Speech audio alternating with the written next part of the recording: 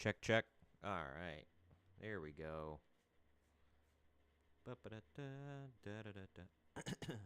Ho, ho, ho, everybody.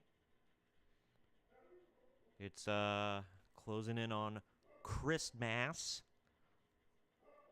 Y'all got your Christmas shopping done? And for Jewish listeners, you got your Hanukkah shopping done? 8 days of presents, man. Of course, my dog's losing her damn mind as soon as I go live, but she was losing it right before I went live, too. We are settled in for a cozy little pre-Christmas stream, huh? How's everybody doing out there today? It is it's gonna be a fun stream today. I'm gonna have a little fun. I wasn't gonna cover news stories, that's why I didn't really hype anything. And then I went on Deadline, and they actually had quite a few stories that I wanted to talk about that are kind of fun. But I did want to talk about Christmas with the Kranks, just because that is a crazy movie. I watched it again. I watch it every year. It is one of my wife's favorite Christmas movies of all time. So we got to watch that. We got to watch the live action Grinch. We got to watch Christmas Vacation. Those are the holiday standards. I actually have a couple of videos coming out in the next couple of weeks that are Christmas themed. One is the top 5 movies, Christmas movies you only watch once. And basically the premise of the list is that the movies aren't bad that I have on the list. Like, they're good movies, and they serve their purpose. They're just not ones that you want to put in your yearly rotation because they're a little, like, it's a little harder of a watch. So yeah, that's basically it. And I kind of run down my reasoning for that. The other one is the top 10 Doctor Who Christmas specials of all time, because at heart I'm still a Whovian, even though I hate the show now, but like in its current iteration. But it's I still love old Who, like old as in like pre-2017 Who. I did not. I tried watching under Jodie Whittaker. It was awful. While I'm still waiting for things to go here, and we're getting into the swing of things, I hope you all catch up on my latest videos I got going on. I did post a longer one where I did kind of a case study about Lorelai Gilmore from the Gilmore Girls, and it's hitting. People are getting into it, and yeah, it's I have some thoughts. I tried to be fair, but honestly, like yeah, you'll have to watch the video. My reasoning as to why I'm not a big fan. Big news, I haven't come out with a podcast in a long time for the main event marks, but I found old audio of a non-released show of Greg and I running down Vince Russo's entire career. Like, I just compiled a big thing about his career. We run down different aspects of it, like parts of his career from, like, basically birth to now, or now from when we recorded that. Obviously, he passed away a couple of years ago, so this was recorded, 3-4 years ago, something like that. So I try not to make it dated. There's one part where we talk about an event that is very dated.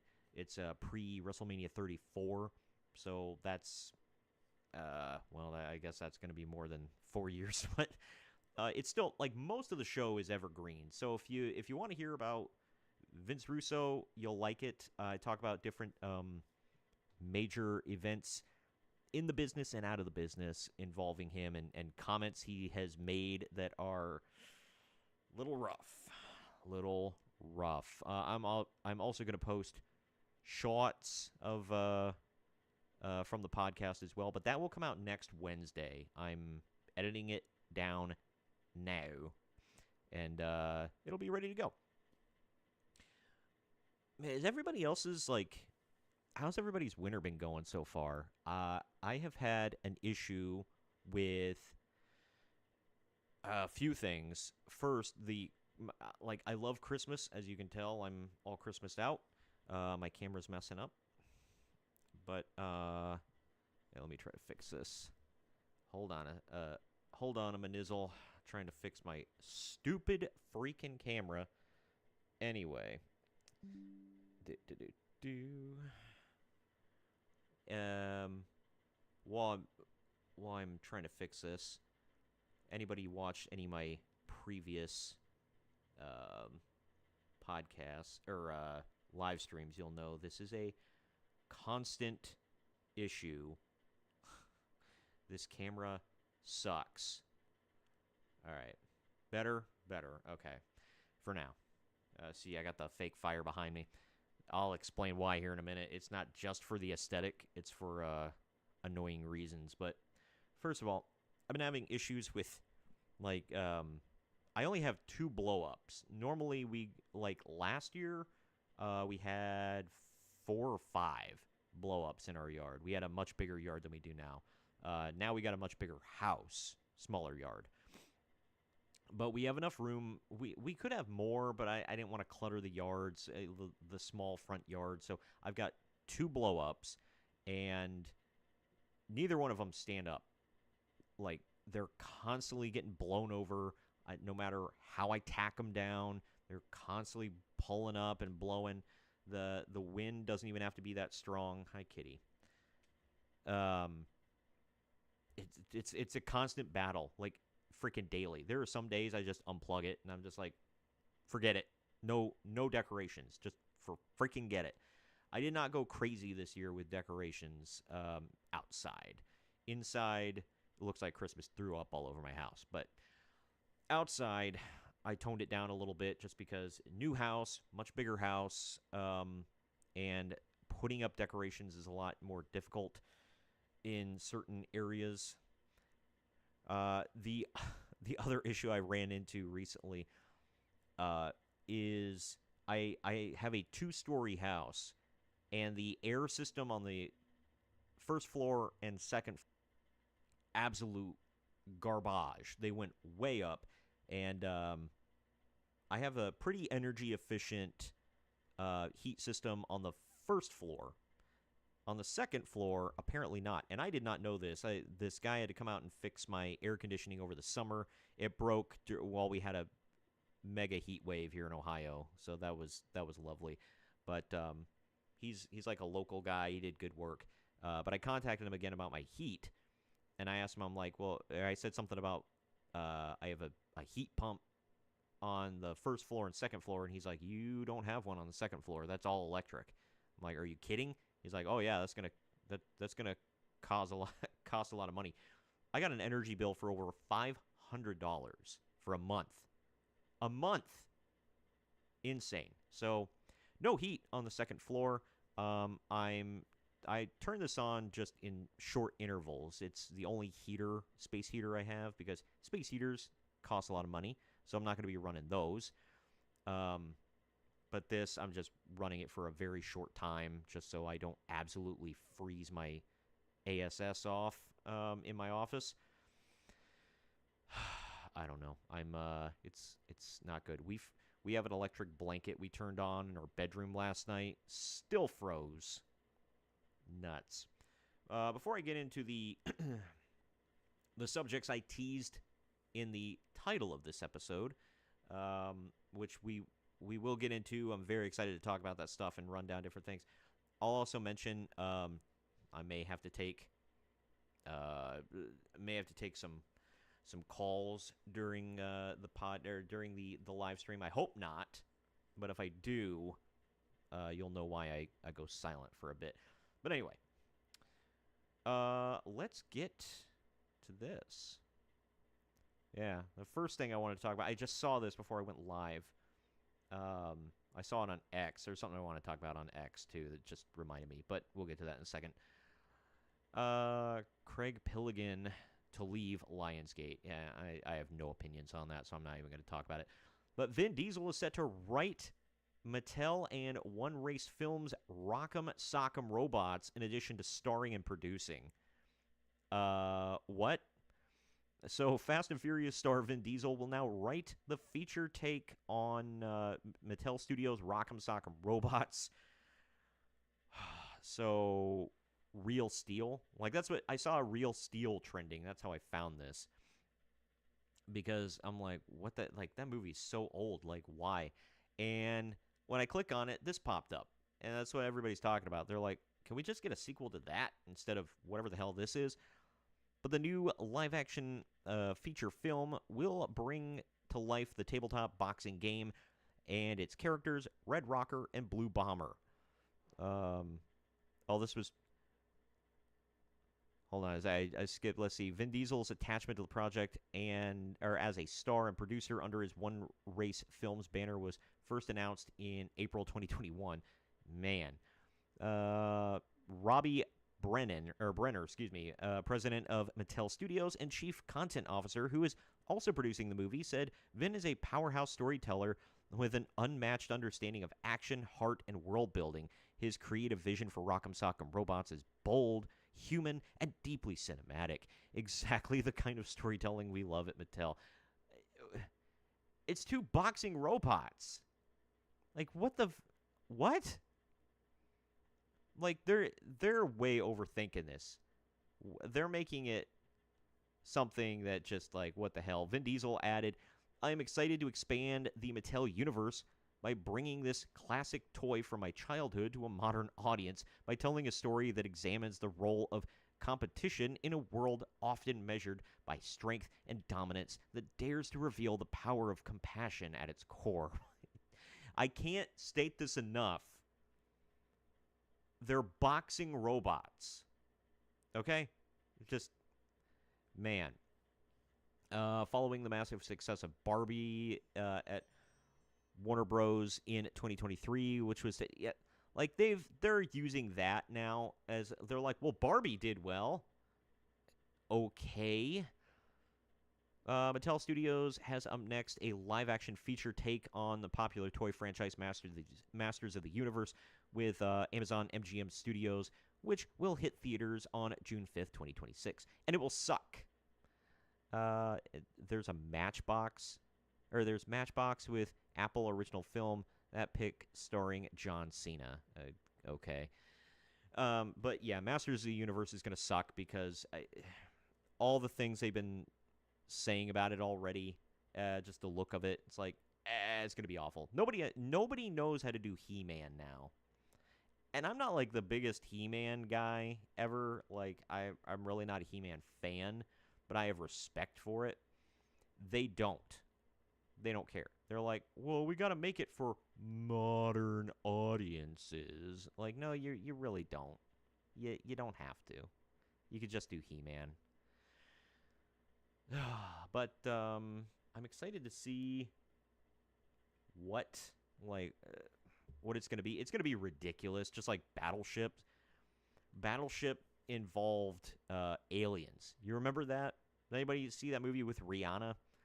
I know there were other stars in it that are escaping me at this time, but Rihanna was the one. I was like, why is she in this movie? But it was aliens and Battleship. Like, okay, odd concept. Like, they always, with stuff like this, like the Barbie movie, completely subverted expectations. Nobody was like, this is what we want out of a Barbie movie. It did well. A lot of people liked it, but that's not what people were expecting, wanting. None of that. I don't know. But anyway, this other story, I saw this while I was searching. Well, before I get into that. Actually, let's just get into this. Keep all the toy and board game stuff together. Clue, scripted series from Dana Fox and Nicholas Stoller lands at Peacock for development. This could actually be really good. I love murder mysteries. I love the game Clue, so it could be good. I like NBC Universal for the most part. They do good stuff. I generally trust them as a studio. But Clue, a scripted adaptation of the classic murder mystery board game, has found a home. The hour-long project from writer executive producer Dana Fox, who was a producer for Wicked for Good, blah blah blah, and director slash executive producer Nicholas Stoller, excuse me. You're cordially invited. Never heard of it. Has landed at Peacock for development. Sony Pictures Television and Hasbro Entertainment took Clue out in October, as Deadline reported at the time. To get prospective buyers in the spirit, the pitch material was sent to them in Clue's signature manila envelope and was accompanied by a copy of the board game. The project garnered interest from multiple platforms, ultimately going to Peacock, probably for the best. The deal makes sense for both sides. Clue is believed to be a murder mystery with comedic overtones in the vein of Rian Johnson's Knives Out franchise. And his Peacock's... Wait, does he also do Poker Face? I did not know that. Well, because I like Poker Face. I only watched the first season, but Poker Face was pretty good. While Clue was in the marketplace, it was revealed that Poker Face would not be returning to Peacock for a third season, so the game board adaptation could presumably become its successor, serving that audience on NBC Universal Streamer. Cool. Meanwhile, Peacock, being a domestic-only platform, allows Sony TV to retain and exploit international rights on the series, making this a financially beneficial proposition for the indie studio. Inspired by the beloved game Clue, Clue brings a modern twist to the colorful cast of iconic characters when a group of strangers are invited to an eccentric billionaire's murder mystery night to solve the famous questions who, where, and with what. They quickly discover that nothing is what it seems to be, and the stakes are even higher than life or death. Cool. I like it. I'm excited for it. That's one of those things that whenever we get together with my in-laws, my mother-in-law always wants to play Clue. She loves it. My wife and I, our favorite things are watching murder mysteries. Even though the Knives Out, I like Knives Out, hated Glass Onion. I'll watch Wake Up Dead Man when it comes out next month, but I'm not super excited about it. No high hopes. I love the Agatha Christie movies that Kenneth Branagh's been coming out with. They the quality, in my opinion, the quality goes down with each movie, but they're still good. It's not a big drop off. It's just slightly down each time. Murder on the Orient Express, top, and then Death on the Nile is slightly below it, and then A Haunting in Venice is below that. But they're still all really good. I enjoy them. There are others I'm blanking on now. Clue does have a full movie. It's on YouTube for free. Somebody uploaded it if you want to watch it there. It's got Tim Curry and a bunch of other people in it. And it was funny. They tried this alternate or multiple endings deal. I don't know if anybody's seen it, if you know what I'm talking about. They tried basically you get to the end and you solve the mystery, and then they're like, but wait, what if it was this? And then they do an alternate ending where somebody else was the killer, and they do that with I think they have 4 or 5 different alternate endings, and I think it ultimately, well, I'm not going to spoil it if you haven't seen it yet, but they give their eventually they're like, but it was none of them. It was actually whatever. So, but yeah, you can see it on the Tube of You. Just checking a few massages here. All right. Before we get into, I have a couple more stories I wanted to talk about here. Before we dive into those, first of all, if you're liking what you're seeing, please like and subscribe. If you're on YouTube, you can see I talked about the Main Event Marks podcast. It will go up in video form day of, and most likely audio form as well, wherever you get podcasts. If you're Yeah, and you can get the Marks on Media content. I post that like every day, so if you like wrestling, if you like media stuff like video games, anime, TV, movies, all that. I talk about it all. And if you're on Rumble right now, you're watching on the Marks on Media channel, and I actually have an alternate channel if you do like wrestling and you want to see that content. There's the rumble.com/c/main event marks. If you check that out, that's my other channel.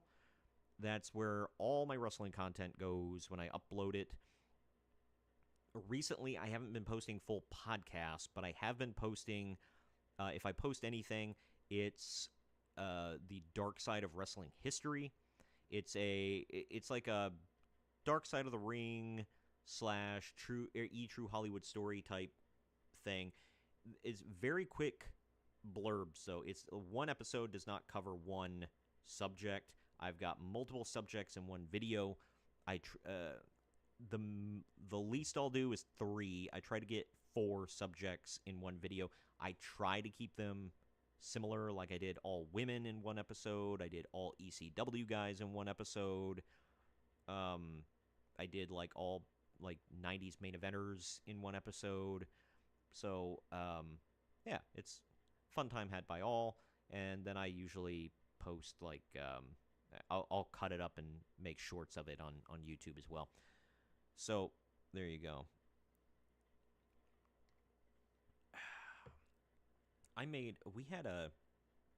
We had Thanksgiving at my house because I have the big house now, and we wanted to host.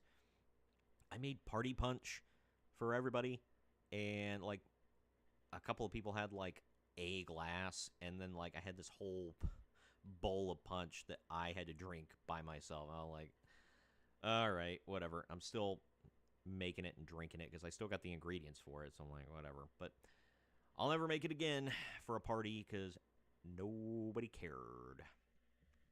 I don't know. The thing I wanted to talk about with YouTube here before we get, or X, before we get into this, I know I feed the monster because I comment on these, so X is like, oh, you like this garbage, we're going to feed you more of it. But man, X has such a bot problem. And I'm not saying like these aren't real people. Some of them maybe are real people, but this is not real outrage. These are not real issues that real people care about at all. But the thing going around now that keeps getting shared. Sorry, I was looking at an old Nintendo ad. Dang. You get a Super Nintendo for $139 or $139.99. Man, and that came with a game. If you wanted it without the game, and that was 2 controllers, like the system, 2 controllers, and a game. Super Mario World, one of them. But if you wanted it with 1 controller and no game, $89.99. Man, and now you can't get a system for less than $500. Insane. But anyway, the outrage that's going around now is that they're trying to drum up.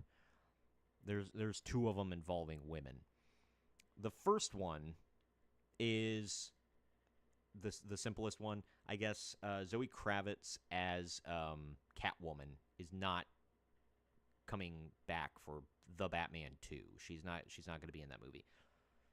And people are I literally saw somebody, they're like, she's not going to be in it, and I never did finish The Penguin. I'm just going to say, sorry, it was a good show. I forgot to finish it, honestly. I got to go back. I'm like halfway through, I think. But the main female antagonist in the show, Sophia, I think, I forget. She's not going to be in it. And people are like, what's the point of the Batman 2? Like, what's the point of watching it? And I'm like, effing Batman. Like, who cares? Like, who the hell watches who the hell watched The Batman because Catwoman and a barely known side female character were in it? Who are these people? Like, what are you talking about? And like, everybody's making a big deal out of this. Oh, they're kicking the women out of the movie. Like, give me a break. And then this is the biggest one, saying they keep posting pictures of what's going on with Avengers Doomsday, supposedly coming out this next May. And they're posting the different groups and universes and actors, and there's like a 3-to-1 ratio of men to women in this one. And people are pretending like they care. And that's why I say it's all bot activity. Nobody in the real world gives a damn. Somebody was like, bring back the MCU. This is all men. Nobody thinks that. No real human thinks that. Nobody's like, wait, you only put the important women that actually matter to the story in this? You didn't put a bunch of side characters to beef up the female roster? How dare you?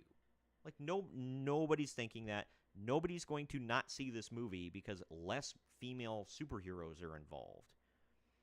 In fact, that was dragging down the MCU and Marvel movies for years. Years. And now people are tired of it. I hope nobody sees it anyway, because I just want to see the MCU completely collapse. I'm sick and tired of it. It's went on way too long. I got into an argument on X the other day with somebody saying, because I'm like, it's like the MCU is way too convoluted at this point, way too crazy, all over the damn place. And they're like, well, if you can't keep up with it, maybe that's a you problem. Did you have trouble keeping up with the comic books? It's like, not, like, there wasn't required reading. Like, if you're 9 times out of 10, and there was in some cases required reading, I'll say, for certain books. But for the most part, you didn't have to go through a crap ton of comic books like over here and stuff you're not really interested in to figure out what's going on in the comic book that you are reading now. Like Marvel, like this is the first cinematic universe like this, so I get it. But it's just nuts. You have so many stupid side shows and movies. Like, the only this has been said for years and it's 100% true, and The Marvels proved this. The only reason Captain Marvel made a boatload of money was because we were told it was required reading for Endgame. So people watched it. And nobody liked it. And people hated the character and the movie. So, I don't know. But the MCU is just, like, nuts at this point. Like, nobody... If you can tell me you're keeping up with all of it, I mean, whatever. You like what you like. But, like, damn, dude. Like, my question is why? Like, are you that big of a Marvel mark? I don't know. Let's get into this real quick. Paramount calls WBD sales process tilted and unfair in letter to CEO David Zaslav. So, are they not going to buy it? Let's see, because it sounded like it was a lock there for a bit. But Paramount is calling foul in the Warner Bros. Discovery sale process, accusing the company of running an unfair process that it thinks might favor Netflix. Dude, I swear to God, if they sell to Netflix, like, WB is going to effing tank, man. Just effing tank in quality.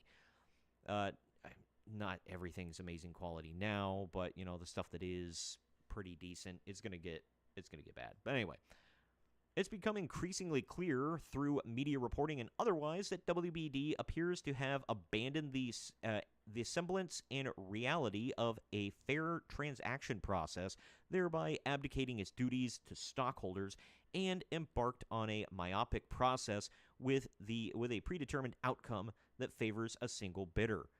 I really thought it was going the way of Paramount. This blows my mind. We specifically request and expect this letter will be shared and discussed with the full board of directors of WBD, the David Ellison Company wrote in a letter to WB CEO David Zaslav.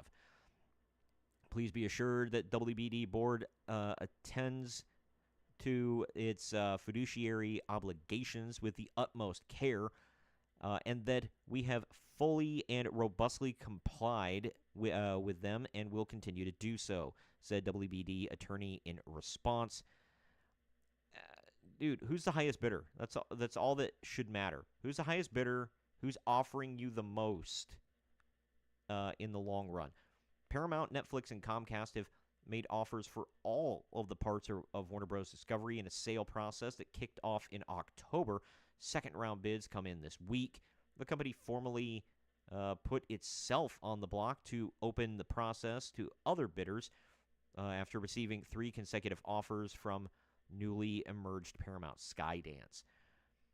Paramount's missive cited press reports that WBD management was warming to a Netflix offer. We have come to you first to inquire whether this reporting is accurate and to engage in a productive discussion with you around any actual or perceived issues that it may reflect. So if Netflix buys it, they'll probably fold HBO Max and all that stuff into Netflix and just make or make a big streaming bundle, whatever. I don't know, but this is so complicated. It's been going on forever. I'm sick of it. If you're gonna sell, figure it the F out. That's all I can say.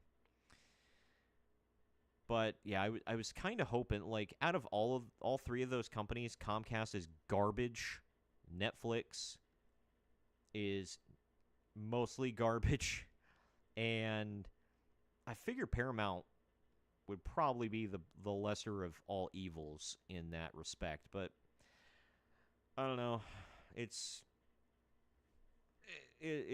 getting weird, man. And last story before we get into the subject of the podcast here, I just wanted to touch on this. They got some new casting for the Beatles movies. I say movies, there's going to be 4, because all 4 are going to be from a perspective of a Beatle. Same story, different perspective. It's a bold strategy, Cotton. Let's see if it pays off for him. But Sam Mendes has added 8 to the cast of The Beatles, a 4-film cinematic event Sony announced on Thursday.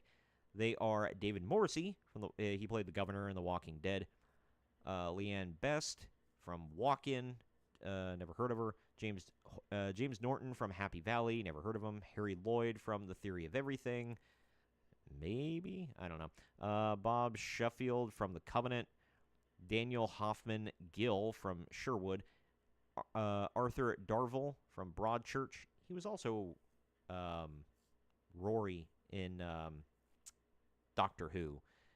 And Adam Pally from Happy Endings. Whoop. I meant to do this.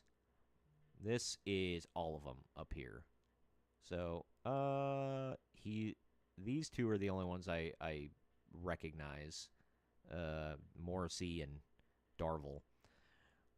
But, does it say, let's see. Morrissey will play Paul McCartney's father, Jim McCartney, with Best as John Lennon's Aunt Mimi, Norton as manager Brian Epstein, Lloyd as longtime music producer George Martin, Schofield as a road manager and trusted confidant Neil Aspinall, Hoffman Gill as roadie Mal Evans, Darvill as press officer and friend Derek Taylor, and Pally as controversial music manager Alan Klein. So yeah, I don't know who any of those people are that they're playing, so that doesn't help me out there. For anybody that doesn't know, Paul Mescal is going to be Paul McCartney himself. Barry Kagan as Ringo Starr, Joseph Quinn as George Harrison, and Harris Dickinson as John Lennon. I'm not in love with the Harrison and Lennon casting. They're okay. But then again, I haven't seen them in full hair and makeup. They might pull it off. I liked Paul Mescal as McCartney. He's like, obviously they don't look exactly alike, but like if he shaves and has a haircut, I can see it. Barry Kagan, I could see him as Ringo very easily. I've always wanted a Beatles biopic. Always, always, always. We're getting 4. I'll watch them. I I'm I'm very into biopics like that. I did not watch the one on Bruce Springsteen because I couldn't give a damn less about Bruce Springsteen. I don't like the guy. I'm not a huge fan of his music. I like 3 or 4 of his songs. I like maybe 4 or 5.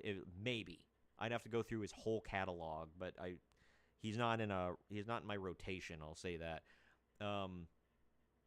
And then, wow, what was the one about Bob Dylan that Timothy Chalamet was in? I did not watch that one because unpopular opinion, I hate Bob Dylan. Never ever liked Bob Dylan. His music, I just think his music is terrible. Adjusting my back pillow. Sorry. But yeah, no, I've never been a fan of Bob Dylan. I couldn't care less about his life. I liked Rocket Man was pretty good. It was a different kind of biopic because they made it a musical, like where they would break in a song and stuff. That was cool. It was different. The Bohemian Rhapsody was great. Not accurate, but great. And what was the Elvis? Elvis was fantastic. That was great. A little long, but great. The acting was good stuff. Austin Butler killed it, man.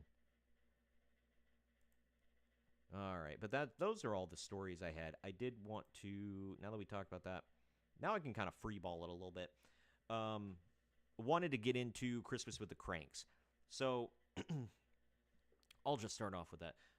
So Christmas with the Kranks, for anybody that doesn't know, is based on a John Grisham novel. John Grisham usually writes courtroom dramas and mysteries and whatever.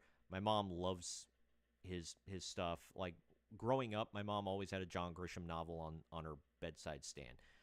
So I have never read a single one of his books, but I know what he does. I know what he's about, son. But so this one is very different. But it's the book is called Skipping Christmas.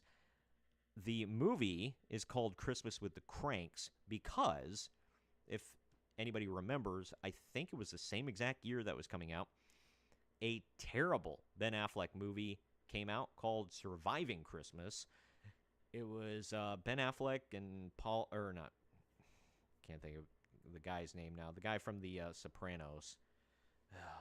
I'm going to get ripped if I don't remember. Let's see. Sopranos. James Gandolfini. That's it. R.I.P. James Gandolfini was in it. Ben Affleck was, I think it was about, he paid, like, he never had a normal upbringing, and he was like a lonely Hollywood a-hole, and he wanted to pay this normal family an exorbitant amount of money to have Christmas with them so that he could pretend to have a normal Christmas experience with a family. And the movie was not good, not memorable. The only reason it gets remembered is because the studio was like, well, Surviving Christmas is coming out, and it might get a little confusing there. So yeah, let's change the name of Skipping Christmas to Christmas with the Kranks, which I think is a terrible name for the movie. It's because technically, I mean, you do have Christmas with the Cranks at the end, but the whole thing is about not having Christmas with the Cranks. So it's just it's a clunky name. I wish they would have just went with skipping Christmas. I don't think people would. I don't think people are that dumb where they'd get that confused between these two movies. But I don't know. Maybe so. Either way, uh, this movie, I have a love-hate relationship with it. It's entertaining. I like watching it, but I put it on and I just complain the whole time I'm watching it. Uh, my wife and I find new things to rail against every time we watch it, and we both still love the movie. The whole concept is Luther and Nora Crank, their daughter, um, whatever her name, I can't think of what their daughter's name is right now. Claire. Claire is she's joining the Peace Corps, and she leaves. She's going to be gone for a while, and so this is their first Christmas as empty nesters, and uh, Luther, played by Tim Allen, he gets the idea. He's like, I'm going to crunch some numbers and figure some stuff out. And he's like, it's just us. Instead of we spend like, I don't know how one does this, but whatever. They spent like $6,000 on Christmas the year before. He's like, we can spend half of that and go on a beautiful cruise for Christmas. Just you and I. We will leave on Christmas Day, and it'll be an all-expense paid 10-day vacation. But we can't do normal Christmas stuff. We're just going to avoid it.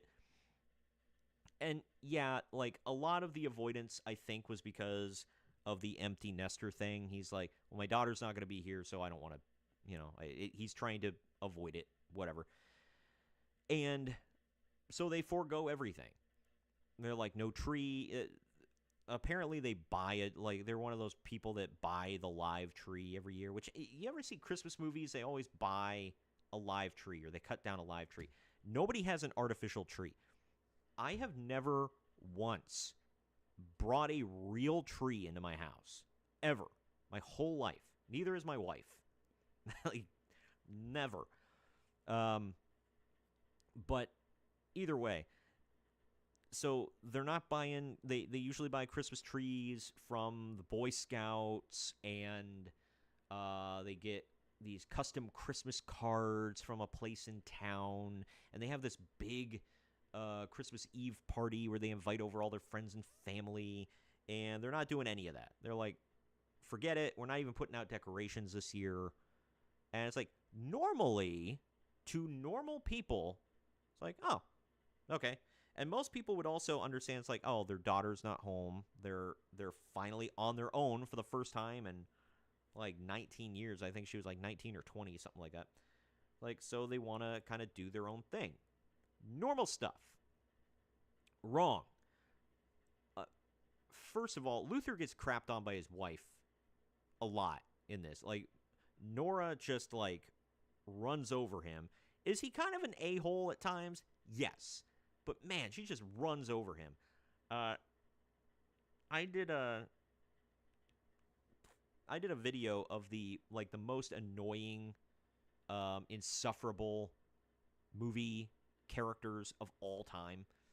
She made that list. She's a terrible wife, and I just, like, she infuriates me every time I watch it.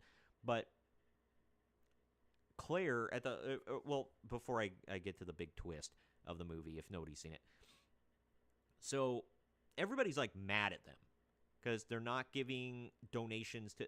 They're like, they usually buy a calendar from the police for Christmas, like a special calendar. It's like a donation thing to the police department. They're not doing that this year. They're nothing.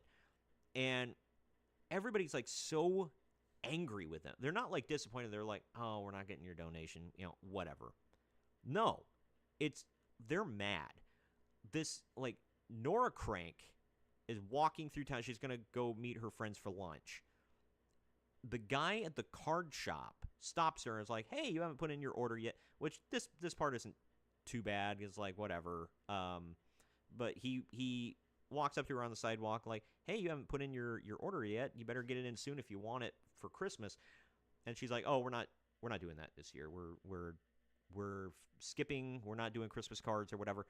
And he's like blown away to the point of where he follows her into the restaurant and he's like, we haven't finished discussing your Christmas cards. Like, she told you no. I'm pretty sure that's the end of the discussion, bro.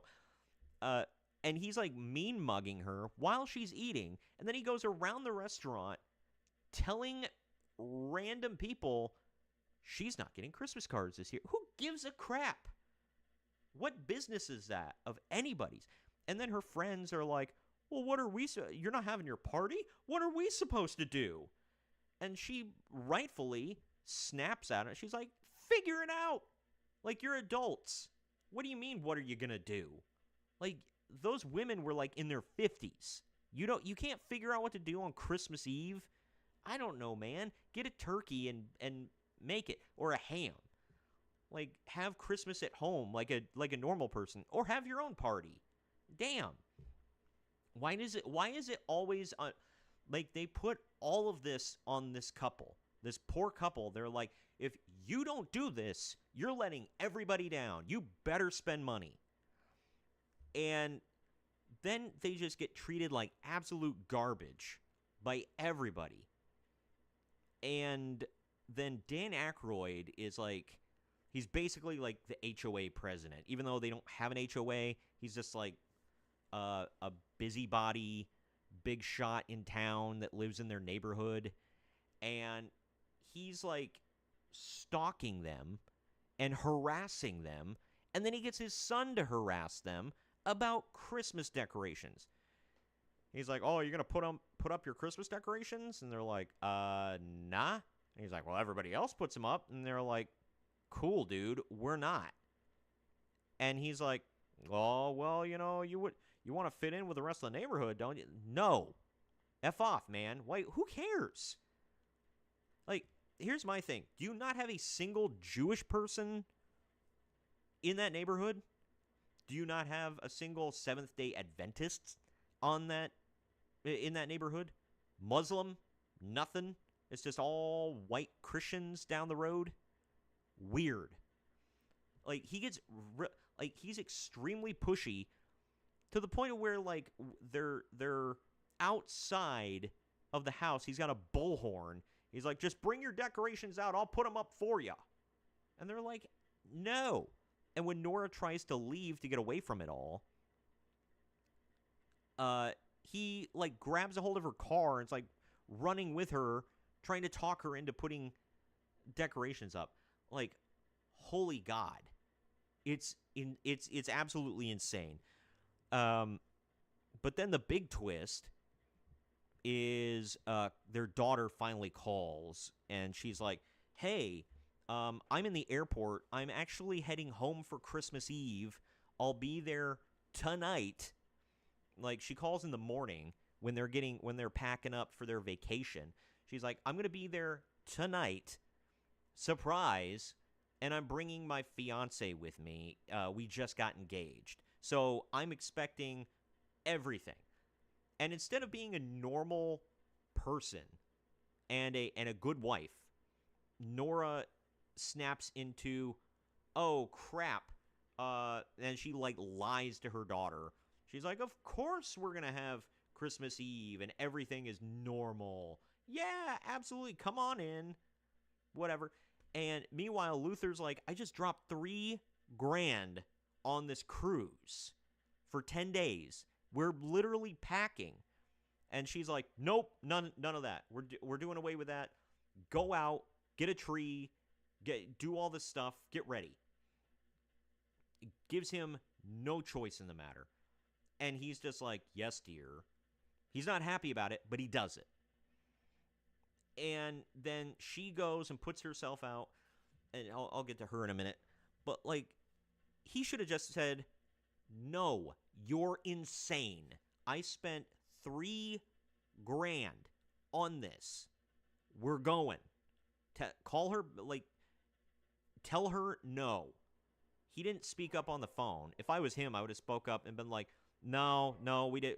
All of that's canceled. Sorry, I'll leave the key under the doormat. Come on in. Like, I don't know. But then the stupidity of both of them afterwards.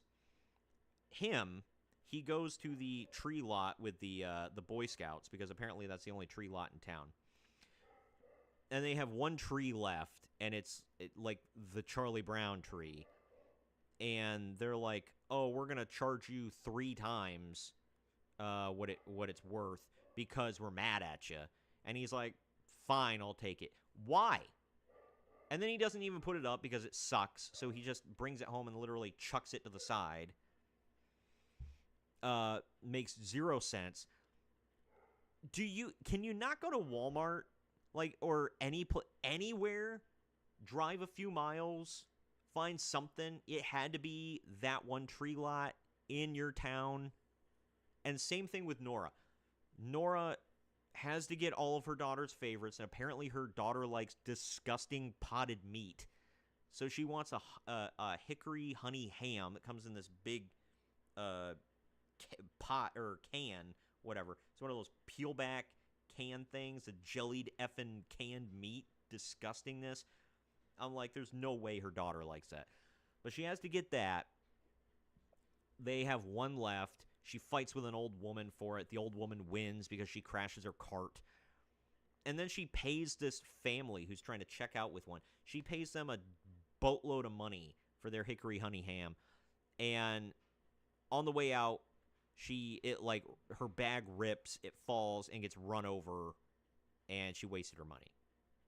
So her and Luther are both wasting money. You mean to tell me there are no grocery stores anywhere within driving distance? You live in an oasis. Like, where do you live? I want to know that. Like, you can't go out of town to get an artificial tree or find another tree lot outside of town with a real tree. You can't go to a Walmart or a Target or Aldi or any, like, there's nothing. It has to be that one local market. I don't get it. The movie, it's like it takes place in a snow globe. An annoying ass snow globe. And then they have a giant frosty decoration that apparently everybody puts on their roof, which seems extremely impractical. But they all put it on their roof every year in the neighborhood. And Luther's trying to put it up and doing it in the most dangerous way possible. Slips, falls, breaks Frosty. He's hanging. 911 has to come and cut him down, which they got there extremely quickly, by the way. But either way, everybody gathers around. They're like, "Oh, what's going on?" And he's like, "Well, Claire's coming in. We don't have food. We don't have decorations. We don't have anything." And, like, everybody in town is like, "Well, just because he was a jerk, don't make their daughter suffer for it. Let's all get together and help him out and do, throw the party or whatever." So now they're like, "Hey, he didn't want to spend a bunch of money and pay us for stuff that he didn't need or want. So F him. But, we'll help out his daughter by giving her a nice Christmas, whatever." So they're like, "Now that you're doing exactly what we want, we'll help you out. We'll bend over backwards." And they make it happen.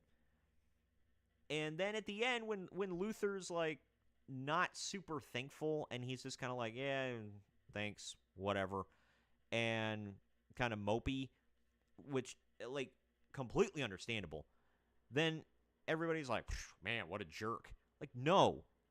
Luther's the only one thinking straight in this whole movie. The rest of you are complete assholes. Like, yeah, you helped them now that they were doing exactly what you wanted them to do. But when they wanted to do what they wanted to do, and they weren't lining your pockets, that you could not abide. But they threw the party, and then there's this guy who they lead you to believe is, like, Santa Claus. Nobody knows who he is. His name is Marty.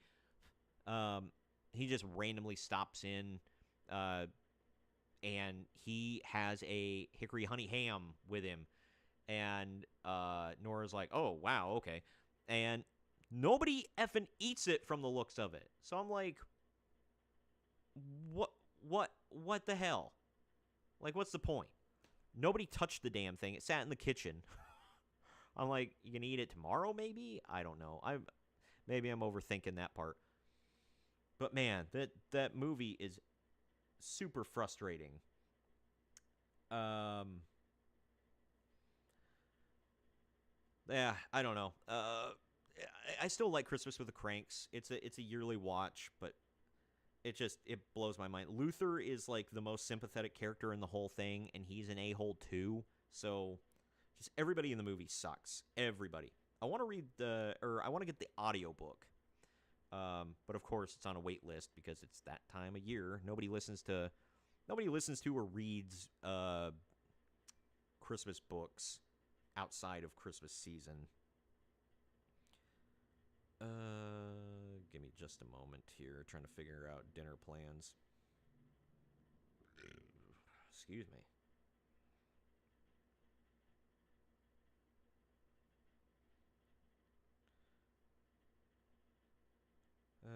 Oh, I forgot. You,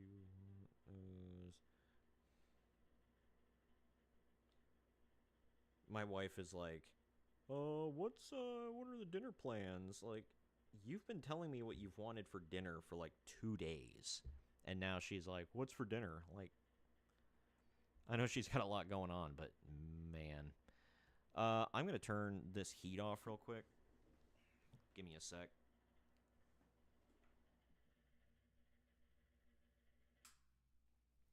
Can't really see it too much anyway, so who cares? And I'm warm enough in my little office. So, but that's Christmas with the Cranks. I did want to talk about a couple of other shows. Obviously, Stranger Things 5 just dropped the first part. Netflix is doing that dumb, annoying, like phasing it, like putting it out in phases. Excuse me. So we binged the first 4 episodes in like a day, and now we have to wait till Christmas. I think Christmas Day, part dos comes out, which is the next 4 episodes, I think, and then the finale drops on New Year's Day. Annoying, and you can also watch the finale in theaters. I haven't looked up details about that, whatever. But I know a lot of people are hating on it. A lot of people are like, I agree with some of the critiques. The one critique is they waited way too long to wrap this thing up. That's very true. Lucas's little sister, whose name always escapes me, she's 19, and she's playing like a 13, 14-year-old in the show, which isn't like far off, and she does look young for her age, but like, really? Okay. Whatever. They recast. I didn't even know it because it's been so long between seasons. I don't remember minor characters if they recast them.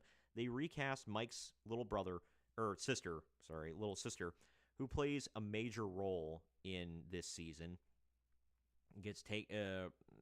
Look, spoilers. All right.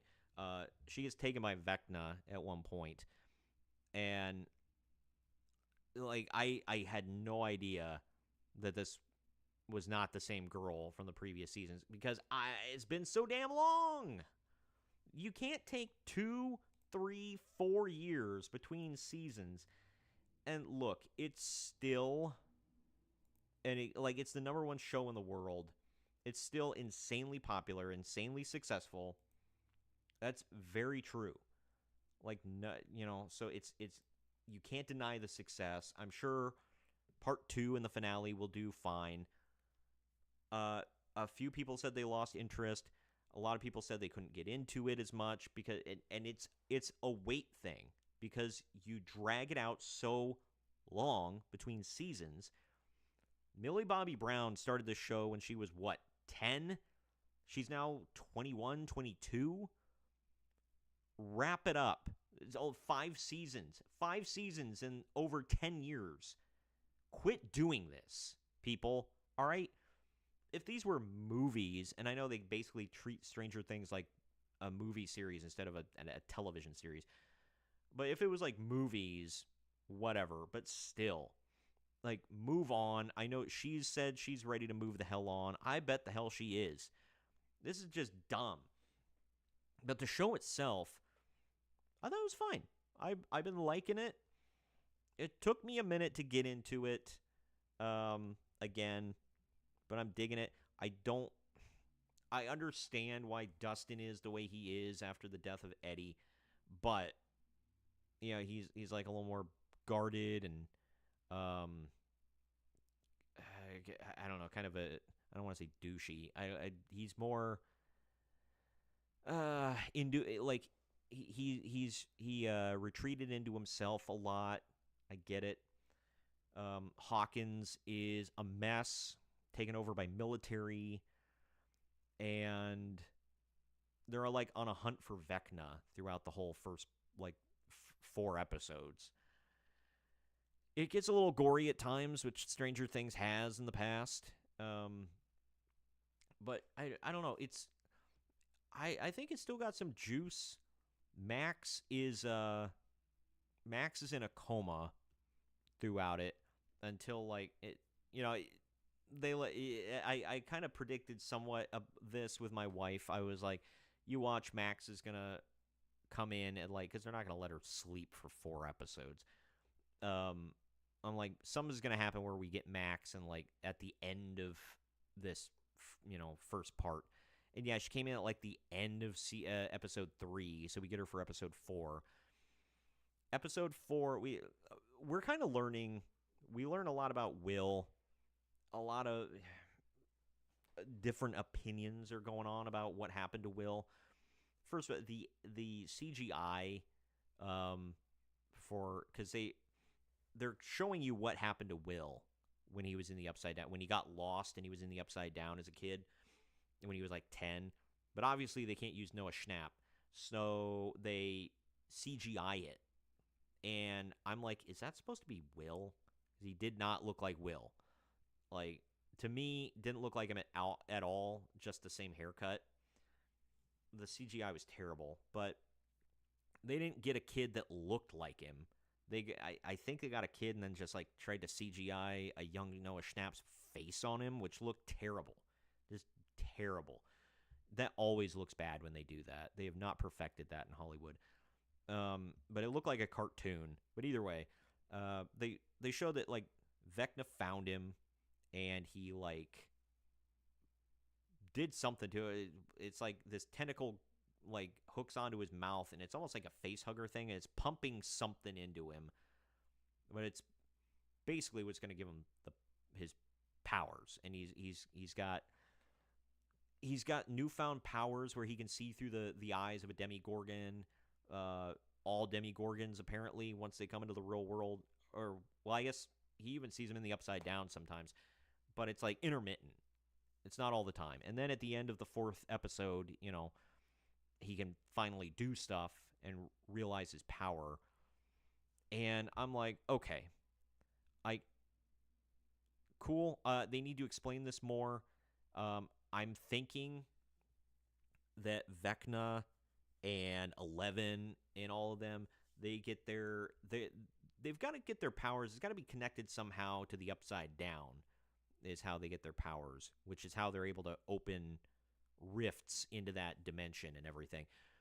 So there's got to be something that Vecna pumps into them where he's creating more like him and 11 and whatever.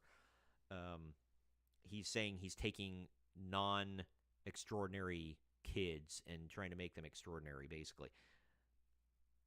We'll find out.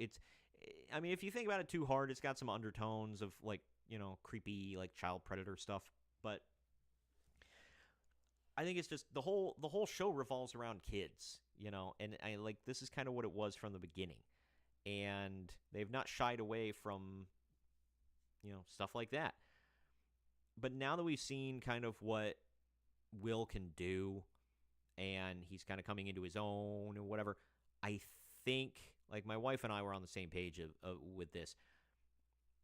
Obviously 11 wants to end Vecna, Harry, whatever, or Henry, sorry, Henry at the end, but I think it would be more satisfying if not necessarily him doing it alone, but if Will was able to do it, but like team up with 11, and they found that. Do you remember the Indian girl that was one of the psychic kids? She was in season 2, I think. That terrible storyline everybody hated, where 11 ran off and found this group that she joined for a little while, and she went goth. And like the leader of the group was this psychic Indian girl that was, I think she was 10. I don't know, but 11 found her again, so we're wrapping up that story, kind of connecting it back in, which even if you didn't like it, it's like we kind of need a resolution to that. Like, she's just kind of out there. So maybe all three of them can team up against Vecna and overpower him, I hope. Because it would be more satisfying with everything Will has went through at the hands of Henry. Like, he lost his childhood because of him. So, like, literally. So I think I think it would be more satisfying if he got that final blow. But we'll see. Don't do the Game of Thrones thing, where I hated the Game of Thrones thing where they build it up for seasons and seasons and seasons. Jon Snow is going to end the Night King. That's his destiny. That's what he's supposed to do. It's his destiny. And then he's not even around when somebody ends the Night King. He's not even there. Not even there. It was terrible, awful. But Game of Thrones was just like that last season was just pure crap. No redeeming qualities. But yeah, either way, Stranger Things, I am looking forward to. Like, I had fun with the first 4 episodes. I don't know what to tell people. Like, I know it's, they're like, oh, it's woke and whatever. Like, I mean, it's Netflix. You're going to get some LGBT whatever in there. Yeah, they keep pushing this thing with Will, that he hasn't come out of the closet yet. He's kind of looking at Robin, who has come out of the closet. It's kind of like a mentor in the gay community, I guess. I don't know. And she like, he won't come out and say anything, but she gets it, and she's like helping him along. I don't know. And then other people are making connections where they're like, well, he suffered childhood trauma and now he's gay. Like, are they trying to say something at Netflix? Like, not going there. But yeah, either way, Stranger Things has been fun. Looking forward to more and the wrap up. I am looking forward to them finally ending it though. Like, it's went on way too long. Last thing I really want to talk about is It, Welcome to Derry on HBO Max. That is another show. My wife does not like it. It is a slow burn with a lot of Easter eggs for Stephen King fans. Like, if you're a fan of The Shining and It, both the movies and the book, then you'll get a lot of the Easter eggs and you'll like where it's going. But yeah, if you like it is a slow burn. The first 4 episodes, it is there, but it's not Pennywise. So if you want a lot of Pennywise, if you're expecting a lot of Pennywise, nah, you're not getting that. The first part of the first episode is, I think, gratuitous and gross. Not with, like, gore, per se. Like, gore is bad with it, whatever. But this is gross. And I'm like, ugh, okay. But then there's a scene at the end of the first episode that's just like, wow. And it sets up for the rest of the show. But it's absolutely crazy. Pennywise does what Pennywise does to kids, and in a very disgusting, gruesome way. And it kind of sets Snowball rolling down the hill in action for the rest of the show. I'm not going to get into great detail there. I will say the standpipe that they go to and they hang out at, like all the kids in the the the original Losers Club, I guess. Um, where they go for that, that's in the book. Stanley actually has an encounter with at that place. He sees it. I can't. I think it's he hears voices and calling him in. When he goes in, he's like bird watching because he's lame like that. But he goes into the standpipe and it's dark and he hears voices and I think it tries to go for him at one point.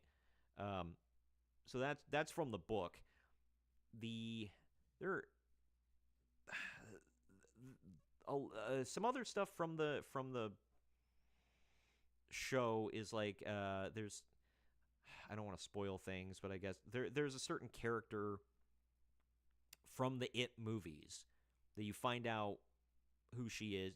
You'll know when you hear the name. We don't know her. We don't know their fate yet, but yeah, she kind of reveals more about Pennywise's backstory and her backstory.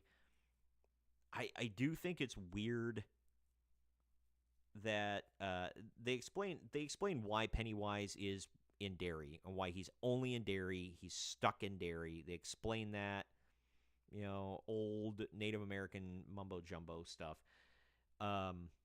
just like in the movies.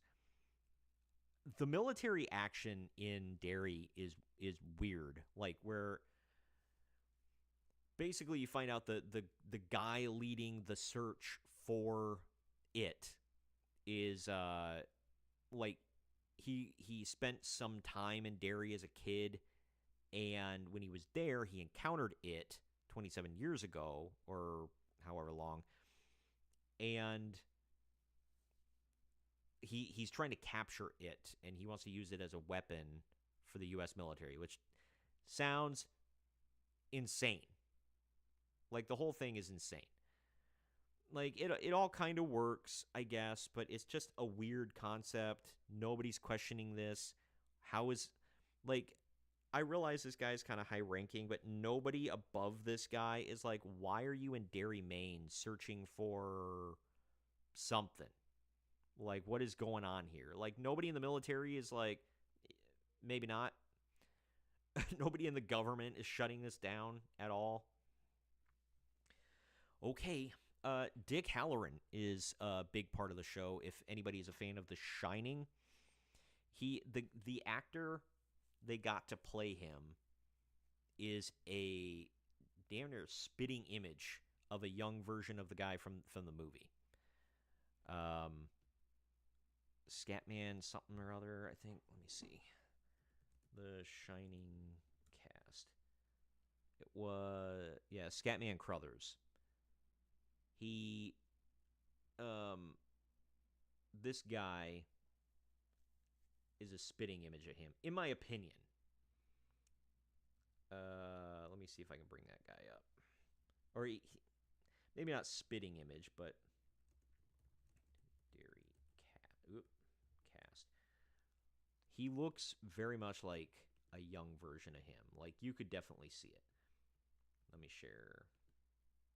Okay, this is the guy from Welcome to Derry that plays Dick Halloran, and that's Scatman Crothers. I mean, can you not see it? Am I right or am I right? A friend of mine, Chris Chalk is his name. A friend of mine who also watches the show, he agreed with me. He's like, yeah, he does. He looks a lot like Scatman Crothers. It was perfect casting. He's a good actor. Excuse me. The show gets gruesome at times. I'll say. I mean, it's Stephen King, so it should be. And considering it does not, well, I'll get into this in a minute. But the Dick Halloran thing, just to wrap that up, I love that it's going more in depth with Dick Halloran.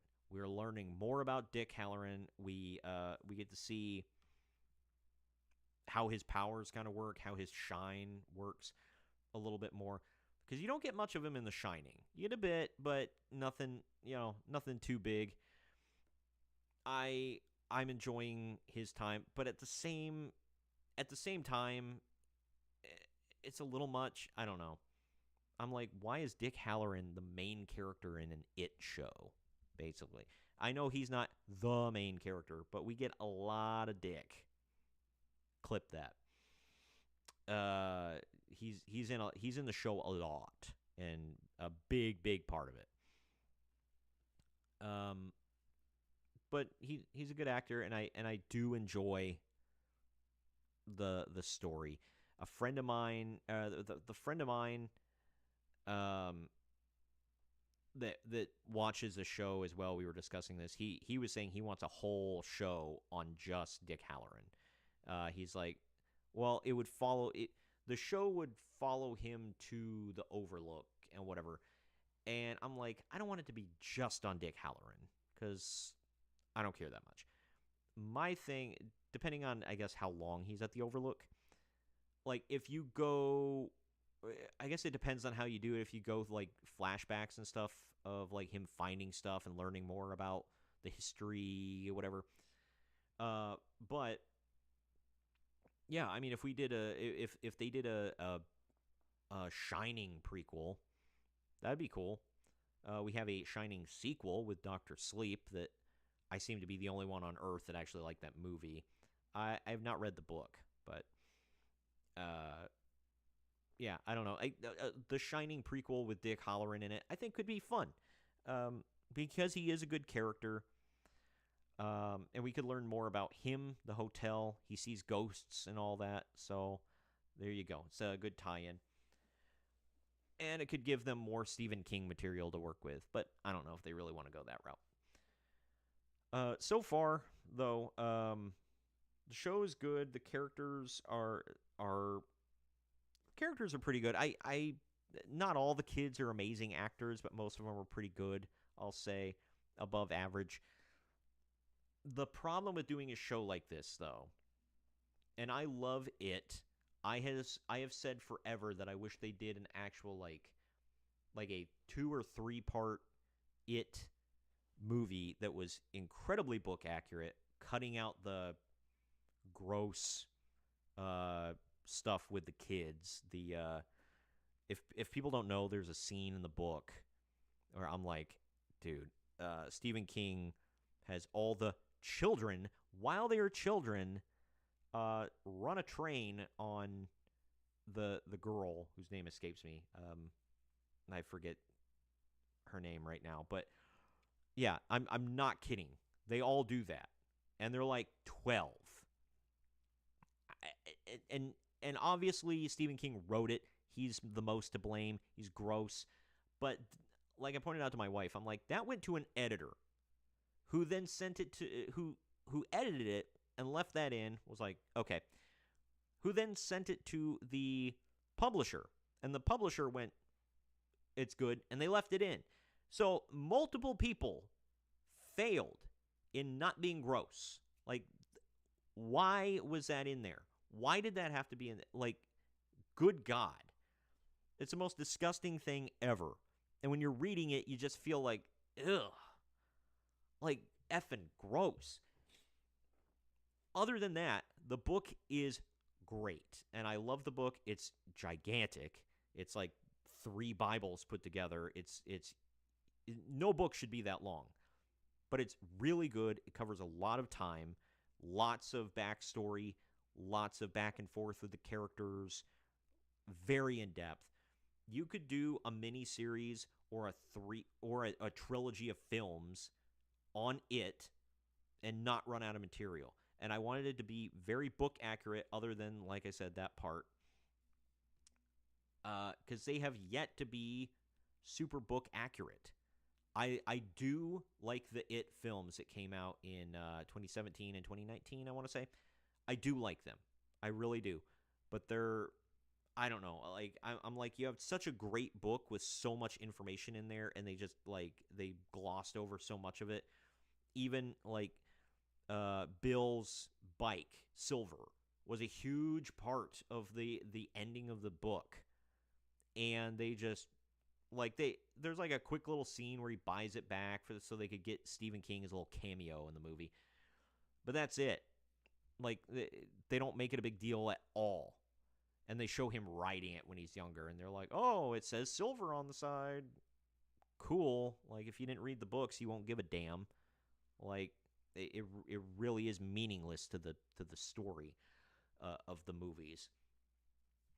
But yeah, I don't know. They could do that and keep it in the same time period as the books or the book, and they could do it. They could do it well, but they just refuse to do that, and I don't know why. But this is okay. It's giving you more backstory, but we know how it ends.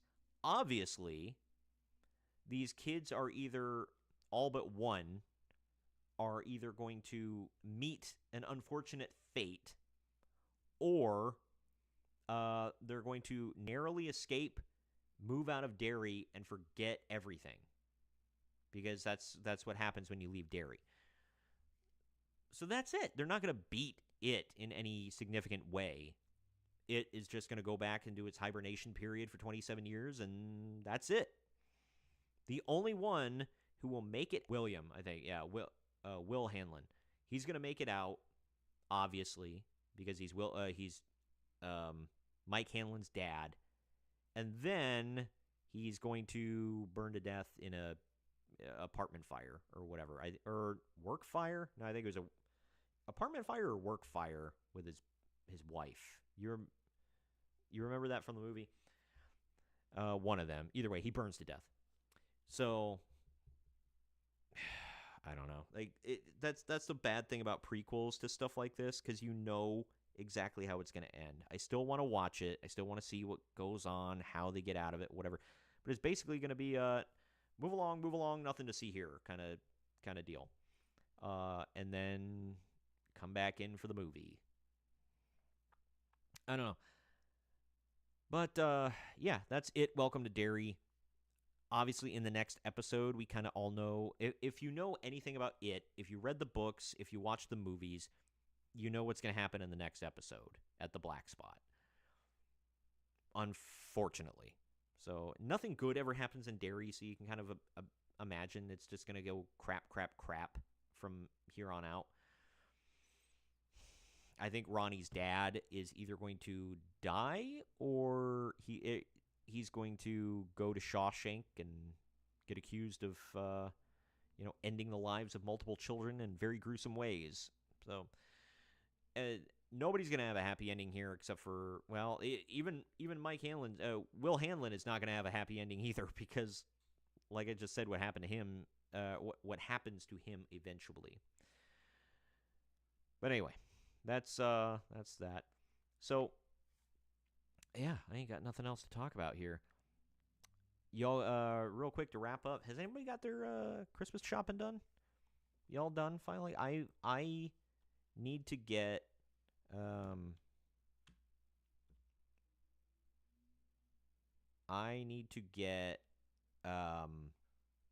some Christmas cards to send out to some family and friends. Other than that, I'm done. I have shopped for my mother, my wife, my mother-in-law, my dad. I don't get him presents because he lives so far away. I have to ship it, and that's like extra. Plus, he's kind of hard to buy for. Yeah, that's. I actually, my wife doesn't watch my streams, so she's not going to see this. I actually got like a brand new. She's been wanting a treadmill for years. So have I. And we could never afford like a really nice one. This guy was selling a brand new one on Facebook Marketplace. It looks brand new. So he bought it for his daughter, I guess, a couple of years ago, and she never used it. It just like sat there. So he sold it to me for a good price. And he even carried it into my house. Like, he delivered it, carried it into my house, all that. Real nice guy. So that is her big present. I also got her some jewelry and some perfume that she wanted and whatever else. I'm trying to think of what all I freaking got her. she sent me this whole list of stuff. I got her scrubs from Figs. If anybody knows anything about scrubs, uh, Figs is like the premier brand for scrubs. If you go to your doctor's office and look, if you see like a logo where it's like gray with a cross on it, that's Figs. You'll notice if you know what to look for. A lot of nurses and doctors wear those. So she wanted them for work, some new pairs. So I got them in the colors she wanted. Yeah. She went on to me about like all the stuff she got me. I think she's getting me a bunch of clothes to help me step up my style, which is fine. I hope she got at least one game for me. I still have such a graveyard of video games I got to get into. I have not beaten Ghost of Tsushima. I've not beaten Final Fantasy VII. Although the last time I got into Final Fantasy VII on a live stream, I spent half the time trying to figure out how to get out of the area I was in, and then I got to the boss fight, died 3 times or whatever, and I gave up.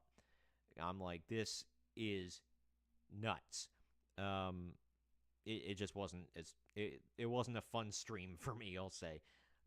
But yeah, those I haven't even started Final Fantasy VIII. I've got that, or is it 8? I don't remember. I think that's the one. And then I don't know. I've got a bunch of other games. Hogwarts Legacy, I'm still playing. Such a graveyard of games. Like I said, I just got to get into them. Fallout. I wanted to get back into Fallout, The Witcher 3. I don't even remember. I still have to beat Super Mario Odyssey. I'm really close to the end, Super Mario Odyssey. And then I never did beat Breath of the Wild, Zelda Breath of the Wild. I got stuck on one part, put it aside, never picked it up again. Yeah, and then I will say this: I bought some games I'll never touch again. Uh, Cyberpunk 2077. I need to get back into that. I actually like it. But again, I got to a part I got stuck, and then I put it aside and never went back to it. Uh, Star Wars Jedi Fallen Order, I think. That one, another one, I got stuck on a boss fight and put it aside, never went back to it. A lot of games like that. The one game, some games I bought, I'll never touch again. Elden Ring, too weird, too confusing, too hard. I'm a noob, whatever, but I hate it. I hate the gameplay. It just it's very frustrating. I hate it. And I tried looking up like the story, the lore, and I just man, my eyes rolled back into the back of my head. Um and then I bought all the Kingdom Hearts games. I hate them. Hate them. I bought them for like $30. Hate them. But I requested the Mass Effect games, like the Legendary Edition where you get all of them. I requested those. I requested, shoot, I don't even remember. Uh, Kingdom Come Deliverance 1. I put that on there. I want to say Dragon Age 3. I put on my list, and there's some random ones. I don't even remember. Devil May Cry. All the Devil May Cry games. I've never played them. Always wanted to play them, so put them on my list. They got the remasters and all that stuff I want to play, so we'll see. January, February, and March are usually my heavy game months because there's nothing to do, like, at all. Ohio's just crazy cold. There are no events going on. You get maybe one or two things going on. Last year, it wasn't so bad because in February, we planned a vacation to Tennessee for a week, and that was really fun. We had a good time down there. Most of it was paid for, like, because my mother-in-law had something she needed to go to down there, and we just tagged along. So we drove her. We were her chauffeurs and all that. So it was we tagged along. We just paid for like any events that we wanted to do and any food we wanted to eat. Um, so yeah, that was fun. But that was the only thing to look forward to. Is a I love Tennessee, love it. One of my favorite states in the union. And this year I've got nothing to look forward to. There's nothing at all. So I'm probably just gonna sit around and game. I gotta fix. Speaking of my old home, I have a laundry room that the woman who owned the house before us put down a laminate floor and then nailed it to the concrete, which is really weird. Um, and then once that started peeling and going bad, then she put an indoor outdoor carpet on it, and that got disgusting. Her animals peed on it, our animals peed on it, and it just reeked. So me and my wife ripped it out, and now it's just that ugly laminate that's peeling off. So we bought some flooring, like the rollout stuff, and I got to get glue for it, and we got to figure out how to put that down. Never done it before, but I guess I'll figure it out. I don't know. We also gotta renovate. We have a upstairs bathroom and downstairs bathroom. The upstairs bathroom is fine. It just needs a floor, and like the floor is down, but they never finished it. They put like the board stuff down. Like it's not like regular like floorboard. I don't know what it's called, but ceiling board I think it's called. They put that down and nothing over it, like no laminate, vinyl, nothing. So it just it looks stupid. But we haven't been able to afford to put anything down yet, so I got to get on that. Our downstairs bathroom needs ripped out and remodeled. The like is the previous owner wrecked that bathroom. Like the floor is destroyed, the tub is destroyed. It just I don't know how. Like I don't know what the hell happened in there. I think there was a flood that they didn't tell us about. Yeah, and we got a lot of landscaping work to do, but that's gonna have to wait till warmer weather. The the previous owner let this place go major for the last 5+ years she lived here. So we, on one hand, it's nice because we got the place for cheap because of it, but on the other hand, lots to fix up. I'm also, we have, like I mentioned at the top of the show, I have a heat pump for my heat downstairs. Upstairs, it's all freaking electric. I was talking to the HVAC guy last night about it, and he was like, "Man, too bad you don't have gas out there because that would be the cheapest." And I'm like, "Well, I have a gas line. It's just capped, and it doesn't go to it only goes to my fireplaces." And he's like, "Oh man," he's like, "It'd be so much cheaper just to run a gas line and have it going through your house." I'm like, "Cool. How much would that be? Because I'll freaking do it." Like I said, I got an electric bill for over $500. I can't do that like every month this winter because winter in Ohio lasts forever.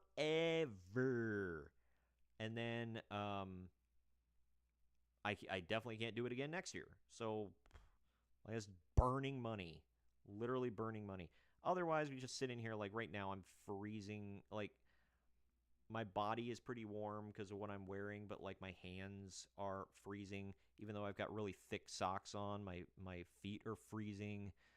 It really really sucks. But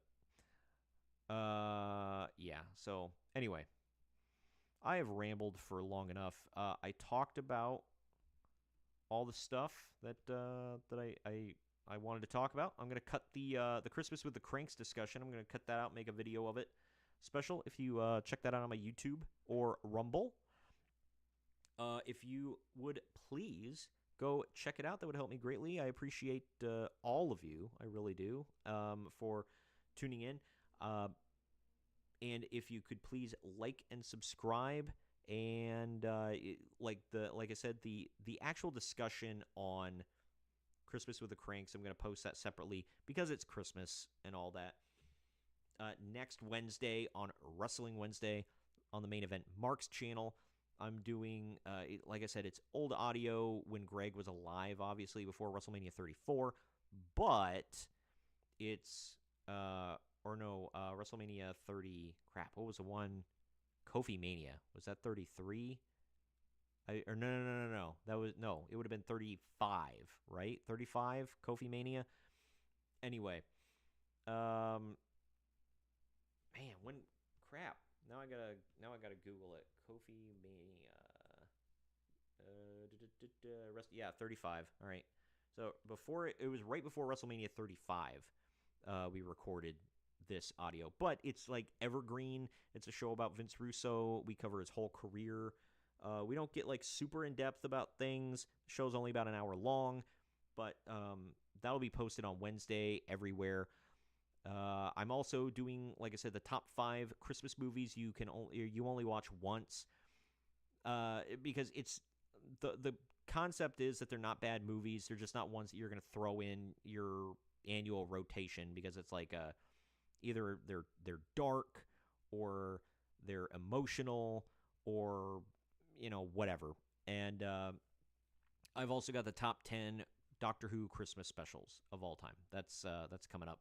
Excited for those lists. I haven't done a top 10 in a little while here, so looking forward to that. Last time I did a top 10 was in October, actually, for Halloween. So I did a couple of top 10s there. But go check those out if you like top 10 lists like that. I try to give some good explanations as to my lists, why things are the way they are in there. But those are coming to the main event, or I'm sorry, those are coming to the Marks on Media channels. The Vince Russo thing is coming to the main event Marks channel on Wednesday. I don't post long form wrestling content every week, but I'm going to now before Christmas, and yeah, and then like I said, I'll also post the Christmas with the Kranks discussion here as a separate video, standalone. So that will do it for all of you, and go check out my other content. I posted a case study on Lorelai Gilmore from Gilmore Girls, and why she's terrible, why she's a terrible character, or well, a terrible person. Good character as in she's entertaining and you like to watch her, but she's a terrible person. Go check that out, and comment and all that good stuff. And I will see you next time. Later.